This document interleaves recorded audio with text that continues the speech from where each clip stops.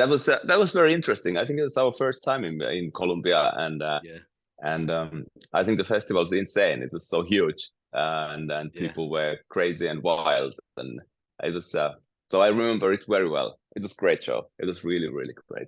Yes, as you mentioned, that we were classically trained cellists, and we were studying at the Sibelius Academy, kind of classical cello, but we were big fans of heavy metal. I was a huge fan of metal since I was like 11 or 13 years old, and I was playing. We had in my cello class, we had the 6 cello ensemble. With 6 cellos, we played all kind of stuff up to Jimi Hendrix, some Argentinian tangos and all kind of stuff. And I started to think that if we can play Purple Haze by Jimi Hendrix, we should be able to play For Whom the Bell Tolls. And that's when I made the first arrangements for us. And in the beginning, it was just for our own fun. We played in the small parties, student parties and stuff. We never had a plan to make an album, but then the rumor was going on in Helsinki, underground metal scene, and we were invited to play for Metal Crowd. And that's actually where after the show, we were offered a chance to make an album. And we did the first album for fun, and then it started to take off from there. No, not at all. We had absolutely zero expectations. When we released the album, we were, of course, very happy with it. But for us, it was a surprise that everybody was, wow, this is revolutionary. This is amazing. We were like, wow, we just play the music we like with the instruments we can play. So it was super simple for us. And we were thinking, okay, if we sell 1,000 copies of the CD and get a couple of gigs, that's cool. And then I think now the album has sold 2 million copies or something. So something like that. It's like comparing to the expectations. Yeah. So we had no plan to form a band. We were more like a bunch of friends who played cello and, who loved metal, and we just did it for ourselves. So it was absolutely, we had absolutely no plans for a longer future, but then things started to happen, and here we are.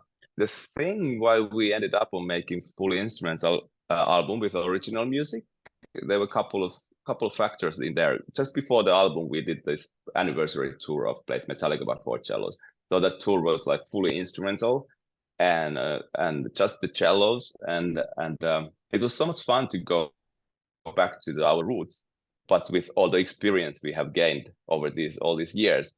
And we were thinking that would be actually exciting to do the same with original music, to kind of do real Apocalyptica album without any guests, without any producers, anything, like just to see, what happens if we just do it by ourselves. And of course, one factor was the modern world, the digital platforms, that we felt that, okay, we can focus on an album, just one part of Apocalyptica, because Apocalyptica has many parts. We have the vocal collaborations, we have the Metallica thing, we have the original compositions, we even have nowadays the classical covers, like the EP we released last year. And we were like, okay, we can just go into one thing, and we don't need to combine all the elements of Apocalyptica into one album.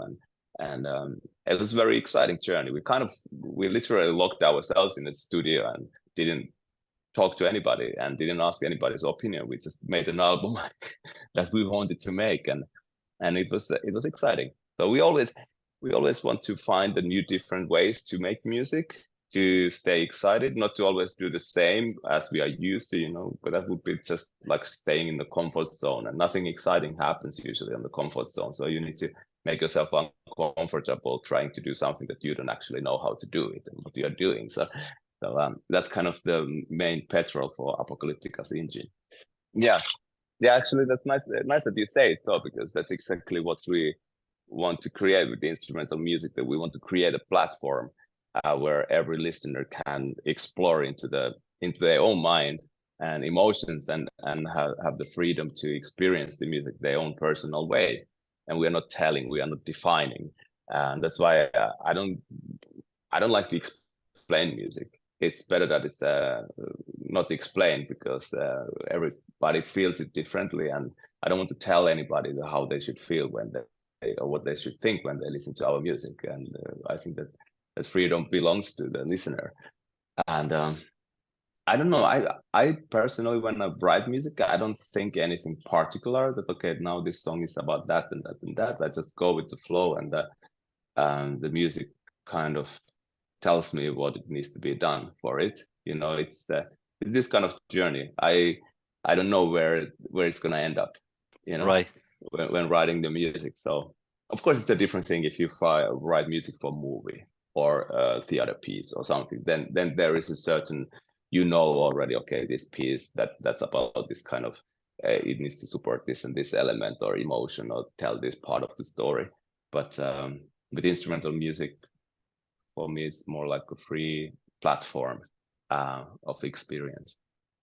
Of course, a great fun and outstanding, powerful performance, and of course the set list is a combination of a little bit everything.